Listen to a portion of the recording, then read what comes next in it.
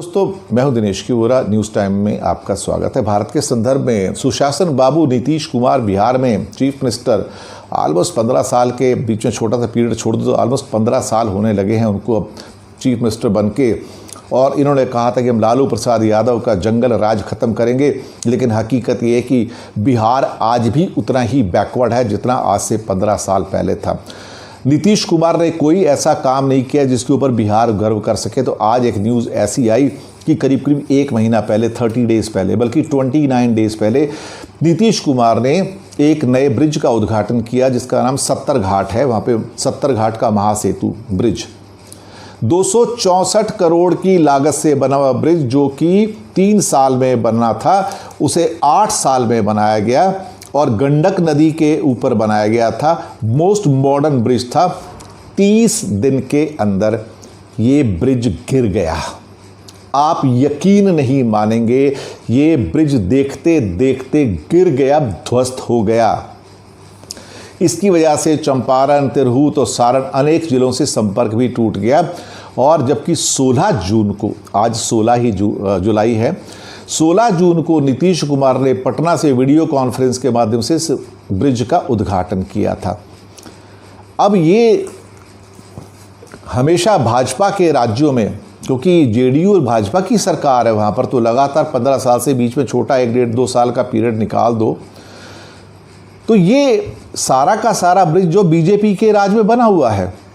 और बीजेपी कहती है कि हमारे यहाँ कोई करप्शन नहीं है, भ्रष्टाचार नहीं है। अब आपके सामने ये भ्रष्टाचार का सबसे बड़ा उदाहरण आ गया है। ये बहुत महत्वाकांक्षी एम्बिशियस एक ब्रिज था और कोई कम पैसे नहीं लगे, 350 करोड़ रुपए लगा इसके अंदर। और वो कहते हैं कि वो गंडक नदी था, उसका प्रेशर ज़्यादा था, इसके लिए टूट गया। वाह साहब वाह! कोई लकड़ी का ब्रिज था, कोई टेम्परेरी ब्रिज था जो बह गया। आपको मालूम नहीं था कि यहाँ बाढ़ आती है और उसका फ्लो रहता है। अजीब सी बात है, एक मतलब यकीन के लायक नहीं है। आप सोच सकते हैं कि कितना ज़्यादा करप्शन हुआ होगा इसके अंदर, और करप्शन का पैसा सब तक पहुंचता है। कोई ये कहे कि राजनीतिक दल हैं उन तक इनका पैसा नहीं पहुंचता है, ये गलत होगा।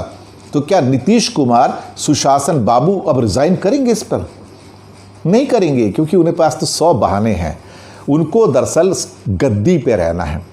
वो जब पहले बीजेपी के साथ थे तो भी गद्दी पे थे चीफ मिनिस्टर की, उसके बाद पलटी मार के आरजेडी के साथ चले गए और वहाँ भी चीफ मिनिस्टर बन गए। उसके बाद फिर पलटी मार के वो बीजेपी के साथ आ गए, फिर से चीफ मिनिस्टर बने हुए हैं। उनका मकसद सिर्फ एक है कि मैं चीफ मिनिस्टर बना रहा हूँ, लेफ्ट से बनूँ या राइट से बनूँ। तो इनके लिए वो नैतिकता, मॉरलिटी सब कहने की बातें हैं। मकसद सिर्फ एक है, सत्ता। सत्ता के लिए पैसे की ज़रूरत होती है, और पैसा कहाँ से आता है? ये जो आपका ब्रिज टूटा तो यहाँ से करप्शन होता है, तो यहाँ से पैसे जाते हैं, पार्टियों को पैसे जाते हैं। और 70 घाट का जो ब्रिज है, ये पूरा का पूरा बिहार में ध्वस्त हो गया। आज सभी टीवी चैनल पे ये न्यूज़ चल रही है। आप सोच सकते हैं कि हमारा क्या हाल है। करप्शन समाप्त हो गया। आपके सामने पिक्चर है साहब, आप खुद सोचिए, आप खुद फैसला कर लीजिए। अब एक कमेटी बैठेगी, कमीशन बैठेगा, वो 4 साल बाद रिपोर्ट देगा, फिर एक चार्जशीट फाइल होगी, दोषी व्यक्ति पाए जाएंगे, उनके खिलाफ मुकदमे लड़े जाएंगे, 15-20 साल उसमें निकल जाएंगे। नीतीश कुमार ही तब तक आराम से बैठ के राज करेंगे। यही तो होता आया है। हिंदुस्तान में करप्शन के केसेस ऐसे ही इन्वेस्टिगेट होते हैं, क्योंकि ये राजनीतिक करप्शन है, पॉलिटिकल करप्शन है ये।